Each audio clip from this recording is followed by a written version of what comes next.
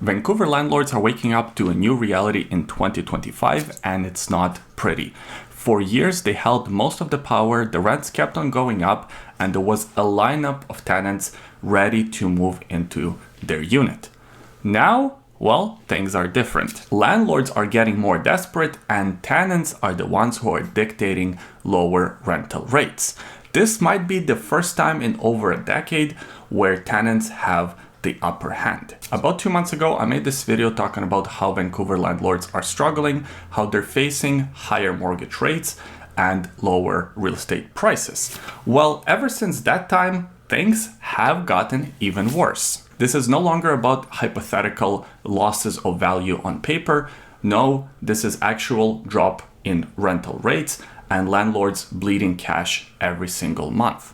According to rentals.ca, the rents in Vancouver for one-bedroom apartments have dropped by about 8.1% year over year, August 2024 to August 2025. To some people, this might not sound like a lot, but remember, this is the average rate, meaning at least half of the rents have dropped even more than 8.1%. There are several reasons why this is happening. One of the biggest ones being the lack of international students, with the international student caps placed by federal government.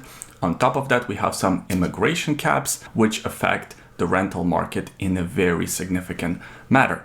On top of that, we have a large number of sellers who are currently struggling to sell their units, and instead of trying to sell them at a loss, putting them for a rental market, which in turn increases the overall supply of rental units. And speaking of supply, a lot of developers have switched their strategies from for sale units to rental units, on top of record number of purpose-built rental buildings being completed this year and into the early stages of next year. And the last piece of the puzzle are Airbnb owners who have had their units rented on short-term rentals before. Now with the Airbnb ban, they're switching to long-term rentals, which in turn creates more supply. So we have this situation where we have less demand and more supply, creating a perfect storm for falling rental rates. The rental market got so weak that we are starting to see a lot of incentives coming from these large buildings that are getting completed towards tenants in order to fill out these vacant units. We're starting to see 3 months of rent, signing bonuses, and even no security deposits, and the overall sort of procedure to get into a rental building is a lot easier. I remember back in the day when I used to rent a unit, it was a lot of headache. You had to do a credit check. I had a dog, which was a big problem. Nowadays, in 2025, things are a lot easier for tenants, which means that a lot of tenants are actually renegotiating their rental rates, especially the tenants who have moved recently.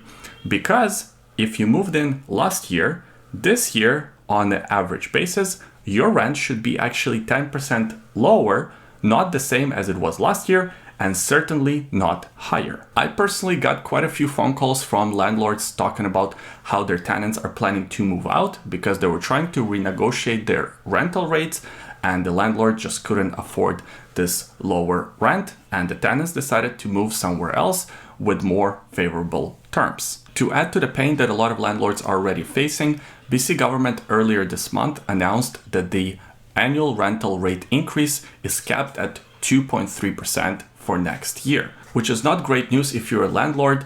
Your expenses have gone up more than 2.3% for sure, with rising insurance costs, maintenance costs, and of course, rising mortgage costs. In fact, a lot of mortgages have gone up by about 40 to 60% due to higher interest rates, and landlords who haven't renewed their mortgages yet are about to renew their mortgages. We have this wave of mortgage renewals happening. So a lot more landlords are going to feel the pain, because raising the rent by about 2.3% is not much if any landlords are even raising the rent, especially landlords who have had tenants move in recently. As I said, a lot of tenants are moving the other way, where they're actually getting their rental rates reduced.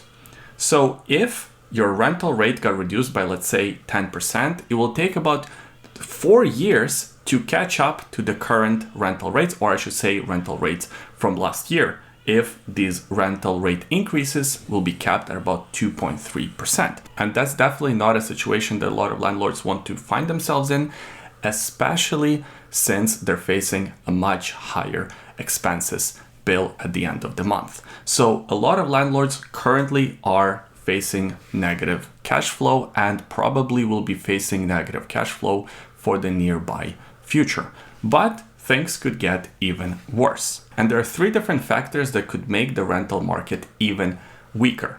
Number one, BC government has been on the news lately talking about the ban on all temporary workers. Temporary workers are an important part of the rental market, and having this large group of people all of a sudden disappear will of course have a pretty big impact on the overall demand for rental units. Secondly, you have a lot of developers who have previously focused on for sale type units, now focusing on rental buildings, and that seems to increase more and more. And at this point, you're probably wondering, why are developers still building? Why they're building rental units? Don't they know that the rental rates are dropping? Well, it's because they can't really stop building. If you're a big development company, that's your business. Your business is to build. You can't just one day say, okay guys, you know what? The market is slow. Everybody go home for the next 2 years. We'll call you once the market picks up. They can't. They have to keep on building, whether they're going to switch to commercial properties, hotels. Some developers are doing that already, but a lot of other developers are switching to rental type buildings because, first of all, they have much more favorable conditions in terms of the financing and in terms of the development costs. Secondly, it seems to be a safer choice at the moment as opposed to the for sale type condo units, which are facing their own crisis as we speak. And there's one more thing that could happen that might make landlords' lives a lot harder, and is the fact that the City of Vancouver Council was discussing a potential where they would apply the empty home tax to the vacant units from developers. From my understanding, currently, most of the vacant inventory that has been completed but not sold yet is exempt from the vacancy tax, which is around 3%.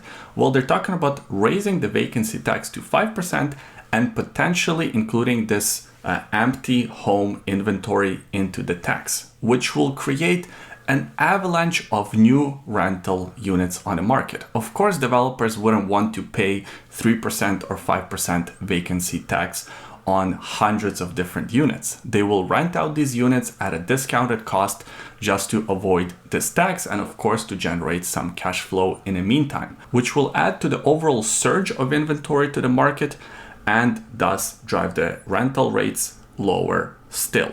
Now, whether that happens or not, time will tell. I'll try to keep you updated on this YouTube channel with anything that's happening in Vancouver's real estate.